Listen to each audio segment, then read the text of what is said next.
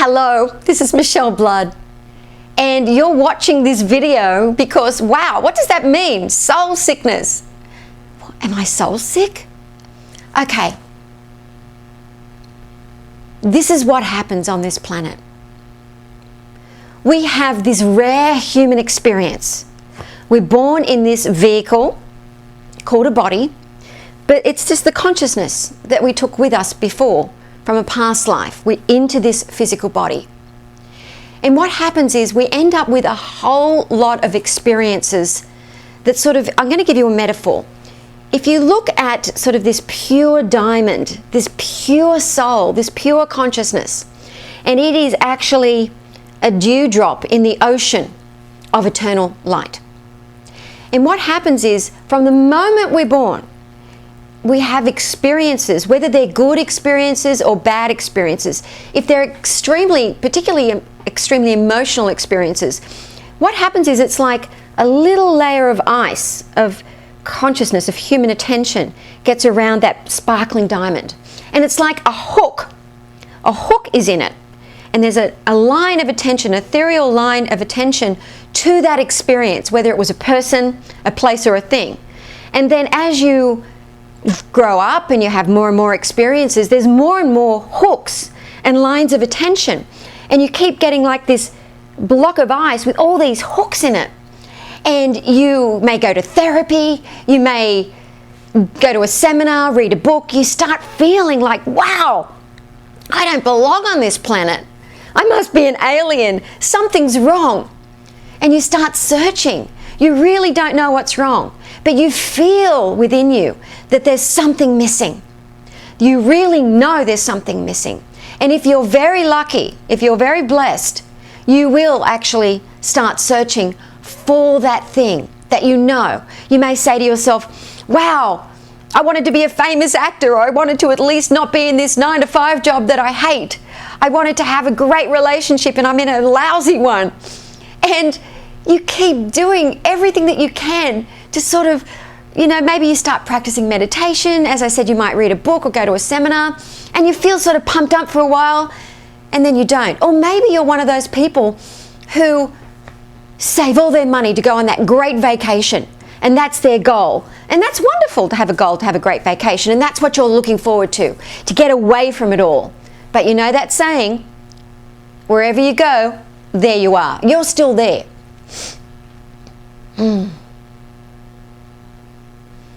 What happens is you're soul sick.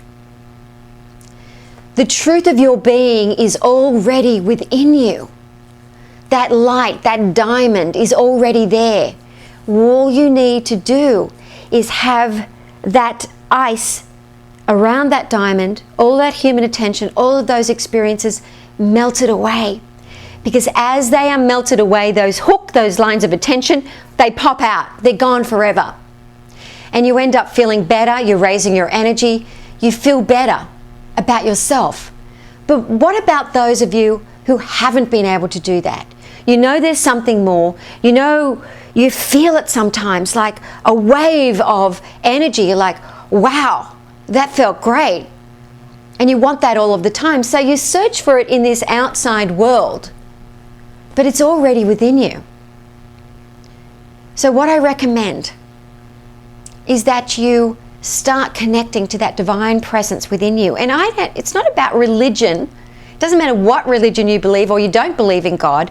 It is a fact that we are divine beings. But, you hear some people say, oh, I can't remember who I am. You don't remember who you are. It's not about remembering. It's about releasing all of that human attention, all of those experiences, so that you can start actually feeling.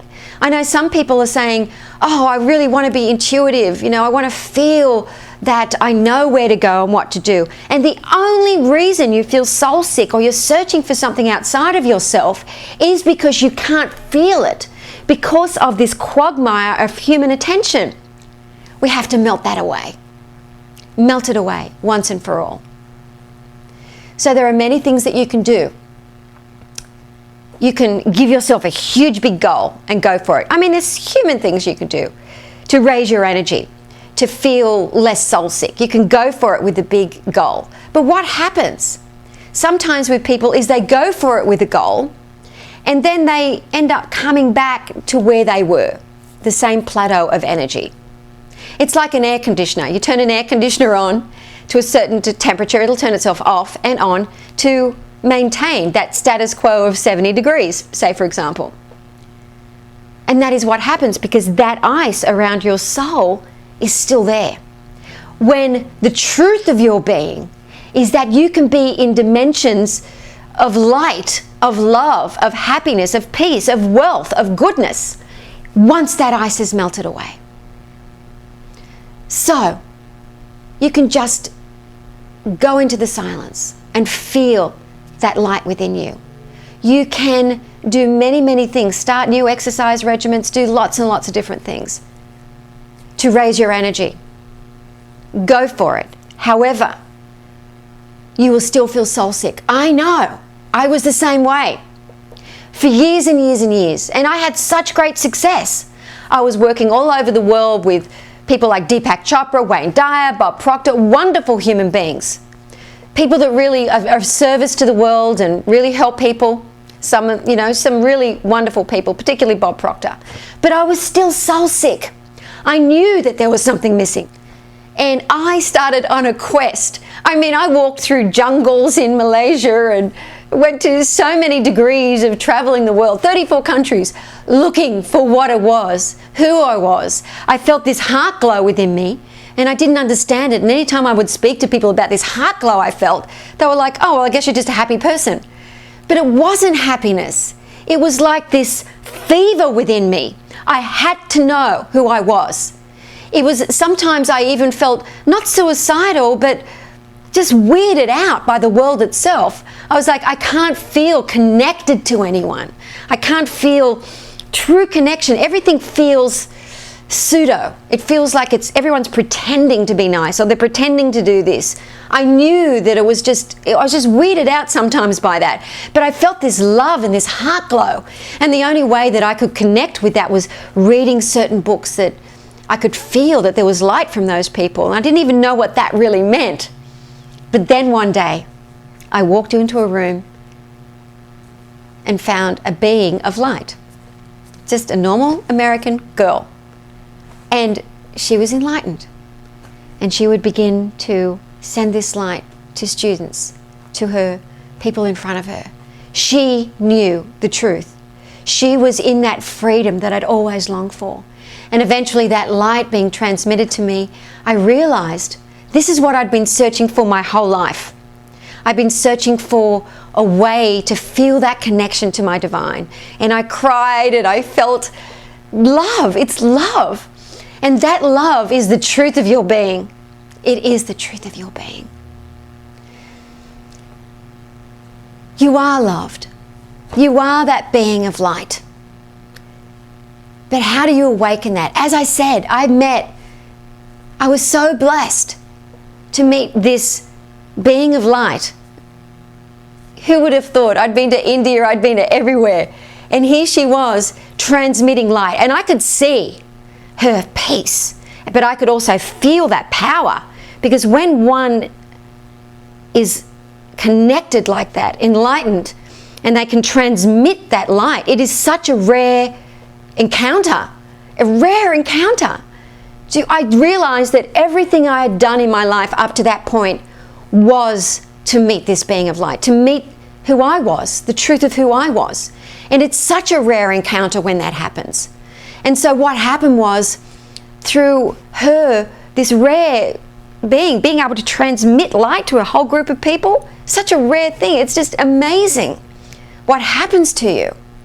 It's not religion, it's just the truth. This being of light could transmit this. So rare. This power, this love. Not just human love, I'm talking about the power of eternity coming through a being's consciousness. And so I was extremely blessed, probably through a lot of past lives of doing it before, to have an awakening, to have this light come through me, to awaken my own light, so that now I can transmit that light to others. Now, what I recommend to you, if you have a look at the Mystical Success Club, You have to go through an approval to see if it's right for you, because it's a lot of power to be given to someone. However, it doesn't matter if it's not the Mystical Success Club. Do whatever you can to find someone who has that rare, amazing experience of having that ability, because they've got the power through them, the light, melted away all that ice until there's just the diamond left, who can transmit that light to you. Do whatever you can while you're on this planet to find a being who can do that for you. And it's so wonderful if you can actually find someone who will teach you as well, so that when things come up, they've walked that path. They can tell you where to turn, where not to turn, just go straight ahead, you're safe. Because then you know. Because what helped me so tremendously was knowing that any obstacles or any mind stuff that was still coming up into my mind was not the truth. It was a lie pretending to be the truth. So this is the quest, to become free. So do whatever you can to find someone who can transmit that light. But this is Michelle Blood. You are very loved. Again, I'll say it again and again, because you are that love itself. Be happy. So, you're at this site, the Mystical Success Club. It is a place for you where you can come home. You can come home, have light transmitted to you, meet the most wonderful people from all over the world who, just like you, were soul sick, were searching for a happier life, a better life. You're so beautiful. If you really knew what was within you, you'd never be soul sick again. Never again.